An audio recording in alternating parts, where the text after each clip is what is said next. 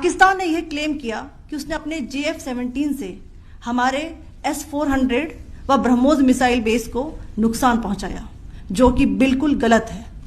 दूसरा, उसका यह भी मिस इन्फॉर्मेशन कैंपेन था कि हमारी एयरफील्ड्स जो कि सिरसा, जम्मू, पठानकोट, बठिंडा, नलिया और भुज में है, ये उसका मिस इन्फॉर्मेशन भी बहुत गलत है।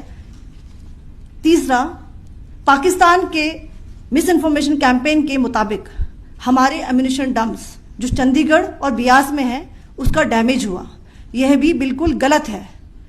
हमने आपको मॉर्निंग ब्रीफिंग में बताया था विद फैक्ट्स एंड फिगर के साथ कि ये सारी चीजें बिल्कुल सही सलामत हैं। अब मैं आपको बताना चाहती हूं कि पाकिस्तान के एक प्रेस कॉन्फ्रेंस में ये बात की गई थी कि उनके सीनियर मिलिट्री ऑफिसर्स जो कि पूरी तरह से ये भ्रामक हैं और तथ्यों से दूर हैं कि पाकिस्तान की ओर से ये झूठा आरोप भी लगाया जा रहा है कि भारतीय सेना ने मस्जिदों को नुकसान पहुंचाया। मैं इससे बिल्कुल स्पष्ट करना चाहती हूं कि India is a secular nation और हमारी सेना भारत के कॉन्स्टिट्यूशनल वैल्यूज की एक बहुत प्यारी झलक है।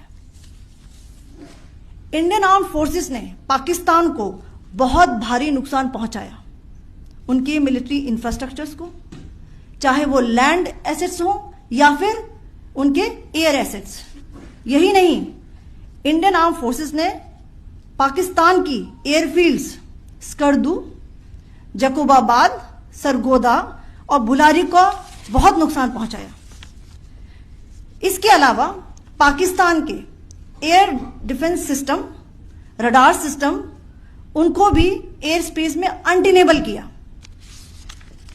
यह भी बताना चाहती हूं कि लाइन ऑफ कंट्रोल के पास पाकिस्तान के command and control logistic installations और उनके मिलिट्री इंफ्रास्ट्रक्चर्स, मिलिट्री पर्सनल्स का इतना भारी नुकसान हुआ कि पाकिस्तान की ऑफेंसिव व डिफेंसिव कैपेबिलिटी को नष्ट कर दिया गया।